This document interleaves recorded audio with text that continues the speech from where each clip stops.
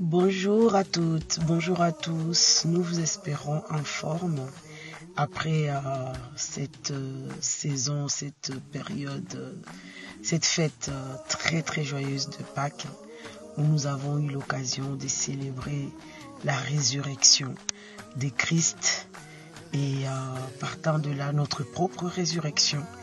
Nous vous espérons en forme.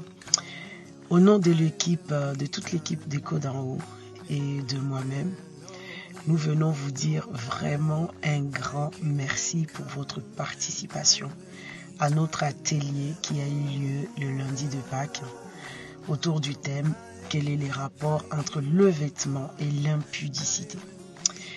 Alors, mon équipe m'a demandé de faire une vidéo pour témoigner qu'est-ce que j'en ai pensé moi-même. Sincèrement, on a beau être la personne qui donne le message, mais je ne vous cache pas qu'on est nous-mêmes, je suis moi-même la première à être édifiée, étirée, bénie par le message que le Seigneur donne. Et notamment sur ce thème de vêtements, il m'a vraiment encore plus sensibilisée sur les origines du vêtement, pourquoi on l'a mis, Dieu l'a mis sur nous et combien aujourd'hui on est tellement loin de la réalité de ce que le vêtement devait être auparavant, quoi. Et quand Dieu me parlait, waouh, moi-même j'étais étonnée. Et oui, tu sais que un vêtement qui coûte 1000 € ou un vêtement de 2 €, ça n'a rien de... C'est pareil, quoi.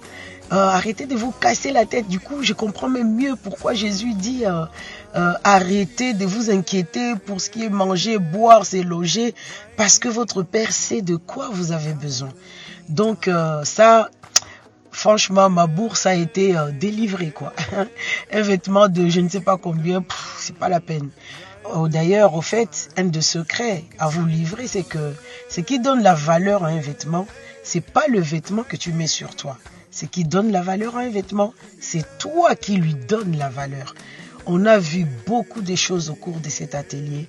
Je pense qu'on aura l'opportunité de vous partager les extraits de l'atelier pour que ceux qui n'ont pas pu assister puissent en bénéficier. Mais franchement, on a été richement bénis.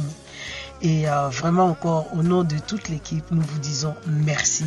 Et n'hésitez pas de nous rejoindre sur nos différentes plateformes et notamment d'intégrer le groupe Écho d'en haut sur Telegram où nous avons le loisir de continuer à se parler, de partager, de poser des questions et d'avancer.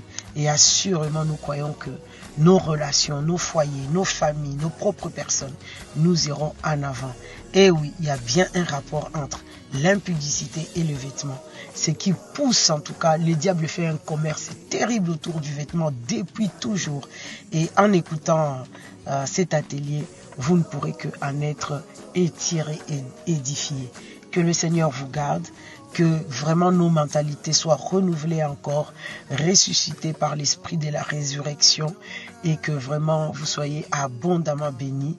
Nous vous aimons et vous bénissons dans le nom de Jésus. À très bientôt pour nos prochains échos. Au revoir. Bonjour tout le monde. Alors je viens vous faire un retour de lundi, de l'atelier de lundi parce que vraiment ça a changé mon système de pensée. Je ne savais pas que le vêtement de base c'était pour couvrir la honte. Et vraiment je me suis dit que en fait je n'ai même plus à me dire oh mes habits sont trop chouettes ou ils sont trop beaux et je ne sais pas quoi. Parce qu'en fait si Jésus n'avait pas payé le prix pour moi, pour venir me revêtir de la justice de Dieu, en fait j'allais demeurer nue.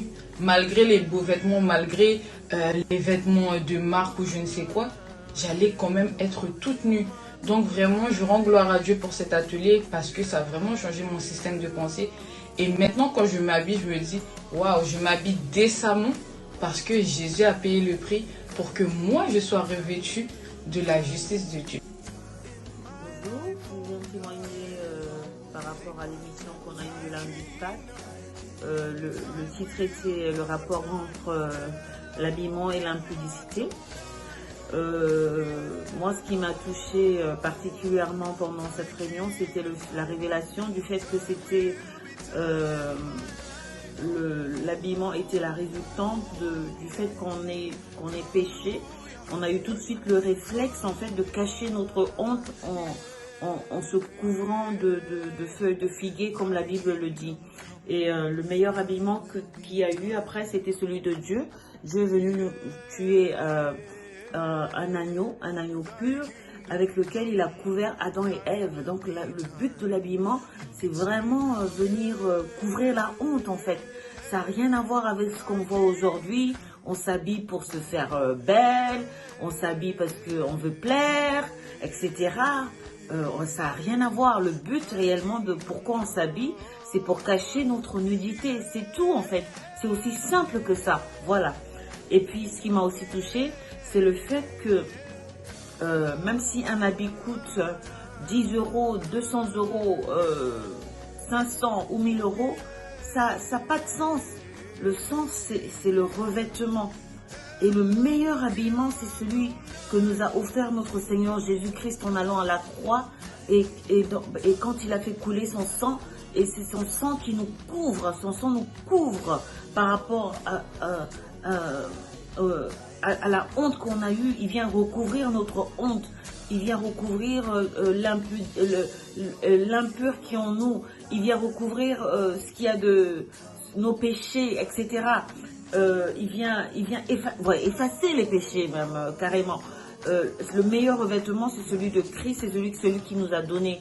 C'est pas le fait d'acheter un habit très cher, le fait d'acheter très cher un habit qu'on est réellement couvert ou qu'on est légitime en fait. Ce qui nous légitime, c'est le sacrifice de Jésus-Christ à la croix. Waouh! J'étais super bénie, j'étais très bénie. Pour moi qui au début de ma conversion était restée très séductrice et j'ai dû me soumettre à l'Esprit Saint qui parfois quand je m'habillais pour aller à l'église, il me disait mais regarde toi comment tu t'es habillée, tu vas où là? C'est vraiment l'image de Jésus. Et petit à petit, ça m'a aidé à changer ma garde-robe, à m'habiller décemment, à cacher ce qu'il fallait cacher et à rester décente. Voilà pour ma part de ce qui m'a touchée, voilà simplement. Merci beaucoup, merci Tata Jolie.